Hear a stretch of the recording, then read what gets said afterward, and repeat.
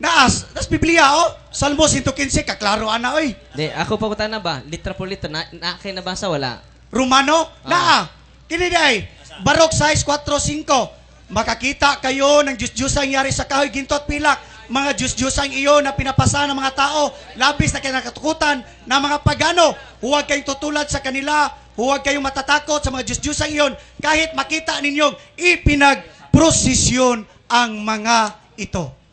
Nabasa? Na ba kayo nabasa nga Romano? Oh, Katoliko prosesyon. Wala. Usap na inyong gibuhat. Dili ako pangutana ba? Nagprosesyon. Okay. Mabasa, prosesyon. Ako pangutana, Pastor, ang term, naamang ko diri sa tima, pamatud-an nimo Last 2 minutes. Ang imahin sa Romano Katoliko, Diyos. Ang ako simple na kay pangutana, nakabasa kag Romano Katoliko nga ang imahin Diyos, wala. Naalagi sa barok lagi, giprosesyon ninyo. Nabasa diya sa barok size. Barok size.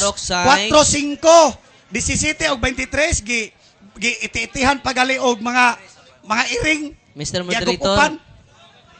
Atong basahon. Barok size. Ikat lang kay ang akong pangutana simple na kaayo. Objection, Mr. Moderator. Question lang, Mr. Moderator.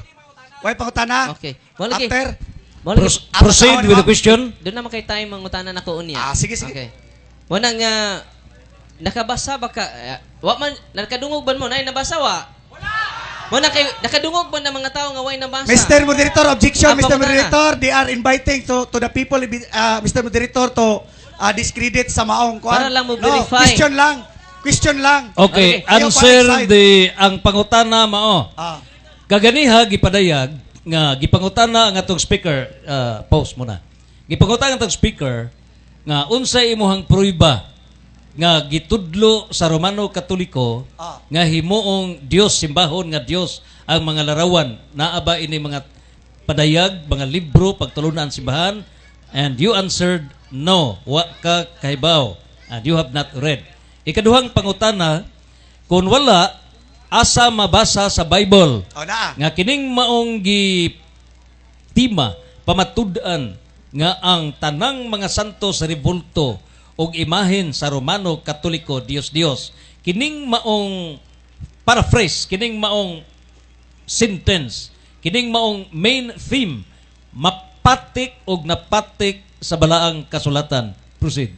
Akong pangutan na kay nagbasa man ka wako kadungog ba nga dunay Romano Katoliko nga imahen Diyosan. Wako kadungog. Ang pangutana lang nako pinangga nga pastor. Kay naamang kay imahin diha matud pa nimo katong dunay Diyosan nangailad og nalimbungan. Ang kuno nimo nga nailad ka kay doon naman kay Diyos diha sa imong abaga. Wa ko mailad kay wa man ko nagsimba, wa man ko nagluhod, wa ko nagpista. Objection, No, Mr. Moderator. I have 1 minute. Wa ko mangutan na, objection ni ako, pinangga. Wa man ko mangutan na og nagsimba ba kag wala. Ang ako ang Diyos man, apil ba na sa Diyos kanang naa sa imong abaga? Dili apil sa Diyos. Dili apil. Kanang larawan sa Ginoong Hesukristo? Dili apil. Dili ni siya exempted apil. na siya. Nga naman? Nga naman, tungod kay wala na ko ni iludhe, wala ni nako ampue, wala na nako pistahe, wala ni nako alagari. Sa ato pa, dili din ni Diyos, kay wa man na mo isipa nga Diyos. Kining ribulto, kung dili ninyo ludhan, di mo magampo, dili ni Diyos. Pero kung magpakitabang ka, mangayo ka igsoon, magampo ka, pistahan nimo, imo pang ipakaon sa mga tao, ihawan pa igsoon, Onya, Diyos. pinangga nga Archie, wa man ta mag-topic og pagsimba, no? Mr. Moderator, naman diha nga dili jud mukawas sa tima. Unya ko pinangga igsoon ni kawas naman about nas pagsimba ug pagluhod. Unsay kalainan sa pastor og sa pari? Amo kay ba? Ang pari, tanang pari, pastor. Pero di tanang pastor, pari. Tanang pari, pastor. Pero di tanang pastor, pari. O sa may kalainan, sa pastor o sa pari, moni. Ang di nun tanan, na ay subras katuga. Mga pastor mo duol nga to sa kabukiran. Ang mga pastor nagdaha og butang. Tinoo dili. Dahag bugas, noodles, Dilata. Tinuod dili. Dito dyan sa kong parokya kay nagdag motor. Rusing. Ingon siya ako, Father, dawato na akong rus. Dawata. Ay lang dawata ang piki nilang pagtuo. Yan naman. Mao man ipaagi sa demonyo, ihatag niya ang mga butang. Kristo, tanawan ning mga butang, maimo ni, basta simbaha ko. Okay? Ang mga mini nga propeta nagdaog butang. Pero ang pare, way dang butang. Mapay sigog padungog-dungog, wapay mahuman na tong project, atong mga tihik, ana. Sig pangayo ang pare. Tinoo nila, kay wa lagi siya dang butang. Tinoo nila, pinangga kay mis mga tao. Kada tudlo sa pare ipada. Lami lagi ning imong humba nay. At tinoo nila, lami lagi ning pagkaluto nimo imong turta nay. Ipada jud ko no. Lami lagi ning adobo nimong manok na ipaapil pa kuno tong tuas tangkal. Nya masipyat man kunong pare. Lami lagi na imong anak na iapil og da.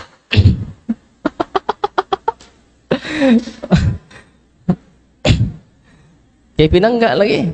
Oo. Ang bata intaw mingon, "Nay, pakan ako nay kanang adobong, kano luto namang adobong manok nay. Ako nang paa nay." Sa pare na. Aka na lang batiko nay, sa pare lagi na. Aka na lang ko anay, kanan lang pako. Giingnan gikusnit itong bugan sa bata. Giingnan kag sa pare na. Gutom na kay nay. Isa ka na lang atay nay. Di juga kasabot. Giingnan kag sa pare na. Suko kayong bata. Giatay ning paria. Kay ang pare lagi. Oh, atong project karon no. Wa pa jud di mahuman no. Ana. Ano nga tawon mo? Kaya nga naman, wa say dang butang. Basta may da sa pari. Wa say dang butang. Kaya ba mo say da sa pari? Una mga choir in town, mangantay in town, jutay ra kini, kuhaan pa gayo. Ingon ang pari, ops, kana inyong hog sibot, kinahanlan ta og solemn collection. Saan man ito pag solemn, Father? Kanang di magsaba ang sibot. Saba kay pak, puro sisiyo na ipagsot.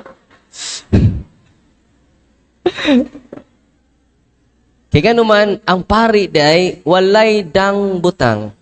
May kalainan sa pari ug sa pastor. Ang pari, walay dang butang. Ang pastor, daghang dang butang.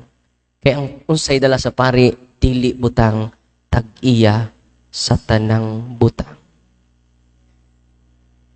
Pero si Kristo mingon, peace be with you.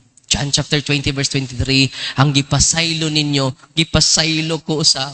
Ang wa ninyo pasaylua, wa ko usab kini pasaylua. Pari ray, makapasaylo sa inyong mga sala. Ayaw mong sugid ang inyong tapad, kaya na makapasaylo, libakon ramo. Asa mo di malibak? Adto mo kumpisal sa pare, Father, bendisyon niya ako, Father, kaya nakasa ako. Katong pinakauwaw ninyong sa, may unang isugid sa pare, nga naman, doon ay seal of confession, si Father Robert o si Father JP. O saan ang seal of confession? Di sila kapanabe. Uy. Mingon sila, mao ni sa mga igsuon, ang ibanghilyo karon na nitukma sa mga sa ni Ate Janet. Kay si Ate Janet, ikumpisal. Bawal na. Kaya mong i-mention ang sa ni Ate Janet. Yan naman, against na sa seal of confession.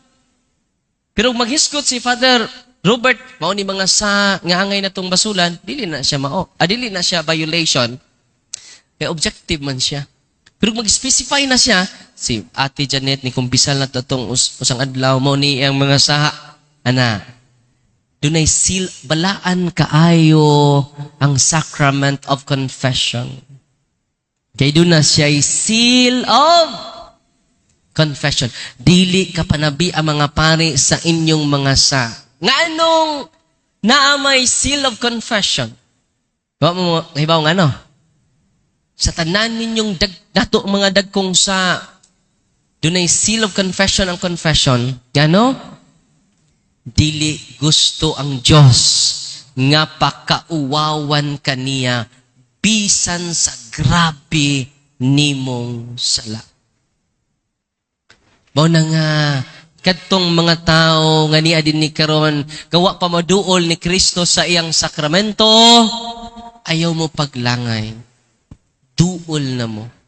Kasi Kristo inig-ayo niya sa masakiton, tindog, daday mong higdaanan, bangon, anak, ayaw nakahadlok, kipasaylo na ang tanan nimong mga sala.